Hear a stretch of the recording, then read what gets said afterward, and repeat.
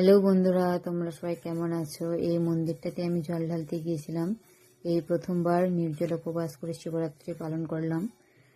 ভিডিওটা পুরোটা দেখে হর হর মহাদেব লিখে অবশ্যই কমেন্ট করে যাবে বন্ধুরা।